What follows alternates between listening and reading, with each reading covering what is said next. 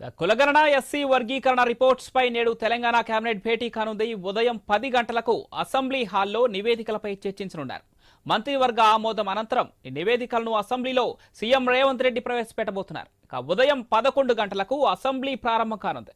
సభలో నివేదికలపై చర్చించి ఆమోదం తెలపనున్నారు. ఇప్పటికే నివేదికలను ఉత్తమ్ కుమార్ రెడ్డి అధ్యక్షతన ఏర్పాటైన మంత్రివర్గ ఉపసంఘం పరిశీలించింది.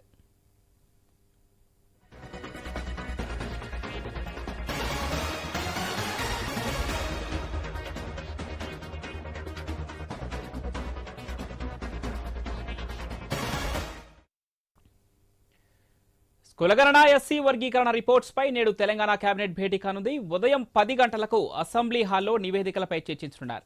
మంత్రివర్గ ఆమోదం అనంతరం ఈ నివేదికలను అసెంబ్లీలో సీఎం రేవంత్ రెడ్డి ప్రవేశపెడతారు. ఉదయం 11 గంటలకు అసెంబ్లీ ప్రారంభం కానుంది. సభలో నివేదికలపై చర్చించి ఆమోదం తెలపనున్నారు. ఇప్పటికే నివేదికలను ఉత్తమ్ కుమార్ రెడ్డి అధ్యక్షతన ఏర్పాటు చేసిన మంత్రివర్గ ఉపసంఘం పరిశీలించింది. దీనికి సంబంధించి మరిన్ని డీటెయిల్స్ మా ప్రతినిధి ఏవై స్వామి లైవ్ ద్వారా అందిస్తారు.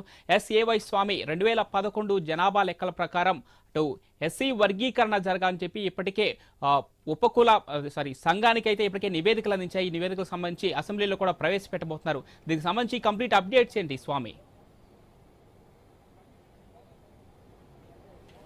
పవన్, ఈరోజు 10 గంటలకు తెలంగాణ అసెంబ్లీ ప్రాంగణంలో కమిటీ హాల్ 1లో రాష్ట్ర కేబినెట్ సమావేశం కాబోతుంది. ఈ కేబినెట్ సమావేశంలో పలు 2 కీలక అంశాలకు సంబంధించి ఆమోదించబోతున్నారు. ముఖ్యమంత్రి రేవంత్ రెడ్డి అధ్యక్షతన జరిగినటువంటి సమావేశం సంబంధించి ఒకవైపు రాష్ట్రంలో కులగణనకు సంబంధించి మొత్తం పూర్తి స్థాయిగా తెలంగాణలో ఉన్నటువంటి అన్ని కులాలకు సంబంధించిన సామాజిక, ఆర్థిక, రాజకీయ, విద్యా, ఉపాధికి సంబంధించినటువంటి అన్ని అంశాలకు క్రోడీకరించి ఒక సర్వే నిర్వహించారు. ఈ సర్వేకి సంబంధించిన విషయాన్ని ఇప్పటికే నివేదికను ఉత్తమ్ కుమార్ రెడ్డి ఆధ్వర్యంలో ఉన్నటువంటి కేబినెట్ సబ్ కమిటీకి ఇప్పటికి అందజేశారు. దానికి సంబంధించిన వివరాలు కూడా బయటపెట్టడం జరిగింది.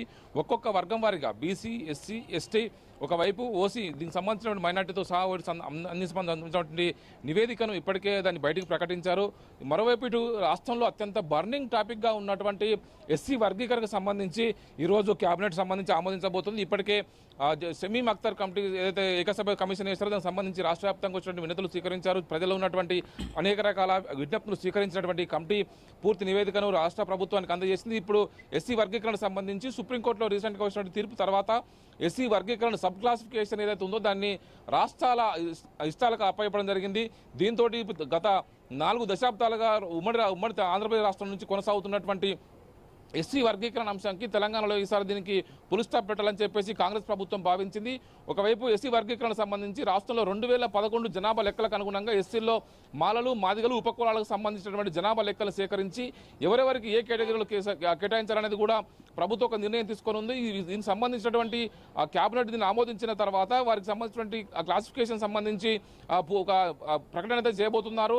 ప్రధానంగా 3 వర్గాలుగా ఇప్పుడు దీన్ని చేయబోతున్నట్టుగా మనకు సమాచారం అందుతుంది. ఎస్సీ, ఏ, బీసీ 3 వర్గాలుగా చేస్తారని చెప్పి అంటున్నారు. ప్రధానంగా ఉపకులాలన్నిటి కూడా ఎస్సీ ఏలోకి, అదేవిధంగా ఎస్సీ బిలోకి మాదిగా, ఎస్సీ సిలోకి మాల కులాలను చేర్చే విధంగా ఇప్పటికొక నిర్ణయం తీసుకోబోతున్నట్టుగా మనకు కొంత సమాచారం అందుతుంది.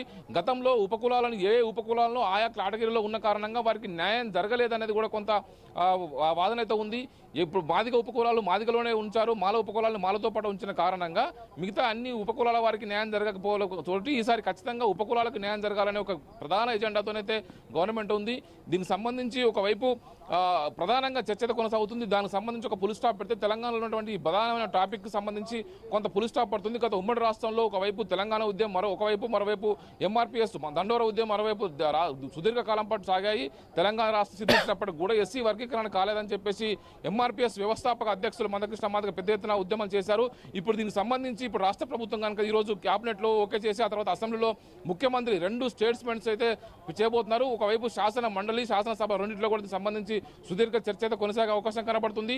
తొలుత ఒకవైపు ఏదైతే తెలంగాణలో ఏదైతే విద్య, ఉపాధి, రాజకీయ, ఆర్థిక అన్ని అవకాశాలకు సంబంధించి సర్వే చేయించారో సర్వేలో బీసీ, ఎస్సీ, ఎస్టీ, ఓసీ, మైనార్టీకి సంబంధించినటువంటి స్టాటిస్టిక్స్ అని బయట పెట్టారు. ఎవరి ఆర్థిక పరిస్థితి ఏదైనా ఉంది, ఎవరెవరు రాజకీయంగా ఏ వర్గాలు లాభపడ్డాయి, ఎవరికి ఉపాధి పరంగా లాభం జరిగింది, వీరికి ఒకవైపు దేశవ్యాప్తంగా కులగణన జరగాలని చెప్పేసి కాంగ్రెస్ పార్టీ, ఒకవైపు జాతీయ నాయకులు రాహుల్ గాంధీ పదే కోరుతూ ఉన్నారు. దీనికి సంబంధించి కాంగ్రెస్ పార్టీ తెలంగాణలో అధికారం ఉన్న కారణంగా దీనికి సంబంధించి ఒక నిర్ణయం తీసుకొని తెలంగాణ వ్యాప్తంగా పెద్ద ఎత్తున సర్వే నిర్వహించి ఫలితాలను అయితే బయటపెట్టింది. దానికి సంబంధించి ఒక్కొక్క కులం వారిగా ఒక్కొక్క వర్గం వారిగా పూర్తిగా ఈరోజు అన్ని వివరాలు కూడా బయటకు రాబోతున్నాయి. దానికి సంబంధించి రాష్ట్ర అసెంబ్లీలో కూడా ముఖ్యమంత్రి దీనికి సంబంధించి ఒక స్టేట్మెంట్ చేయబోతున్నారు. ఈ రెండు స్టేట్మెంట్లు, ఒకటి రాష్ట్ర వ్యాప్తంగా ఉన్నటువంటి అన్ని రకాల సామాజిక సర్వేకి సంబంధించినటువంటి ఒక స్టేట్మెంట్, రెండోది ఎస్సీ సబ్ క్లాసిఫికేషన్ సంబంధించినటువంటి స్టేట్మెంట్. రెండు స్టేట్మెంట్స్ కూడా ఈరోజు అసెంబ్లీ శాసన మండలిలో కూడా ప్రకటించి తర్వాత చర్చకు పెడతారు. ఒకవైపు ఇప్పటికే బీసీ జనాభా లెక్కలకు సంబంధించి ఒకవైపు వివిధ వర్గాల నుంచి కొన్ని అభ్యంతరాలు వ్యక్తం అవుతున్నాయి.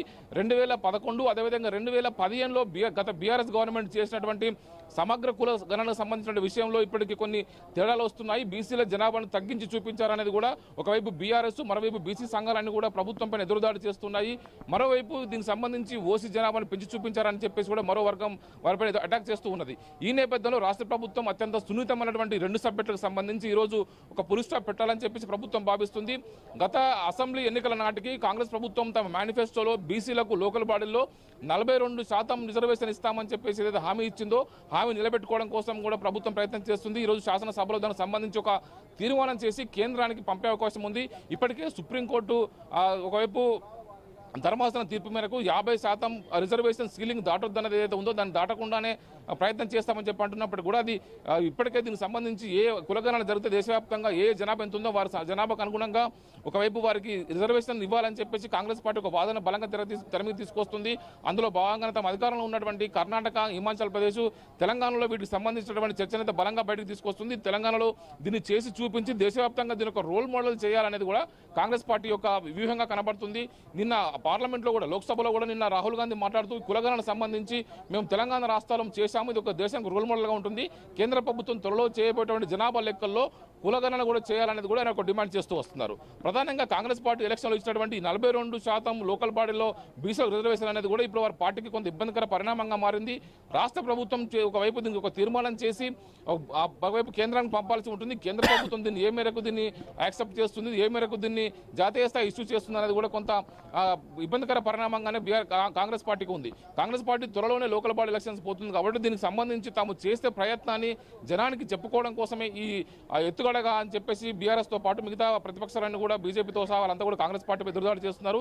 ఈ నేపథ్యంలో ఈ రోజు జరగబోయేటువంటి కేబినెట్ సమావేశంలో ఈ రెండు అంశాలు, ఒకవైపు సామాజిక, ఆర్థిక, రాజకీయ ఈ ముఖ చిత్రంతో పాటు ఇటు ఎస్సీ సబ్ క్లాసిఫికేషన్ సంబంధించి రెండు రకాల తీర్మానాలు అయితే ఈరోజు రాష్ట్ర కేబినెట్లో చర్చించి ఆమోదించబోతున్నారు. ఆ తర్వాత వీటిని రాష్ట్ర అసెంబ్లీలో అదేవిధంగా ఇటు శాసన మండలిలో ముఖ్యమంత్రి చర్చకు తీసుకొచ్చి ఆ తర్వాత ఇది చర్చకు పెట్టబోతున్నారు. Pawan, right, thanks for the update Swamy.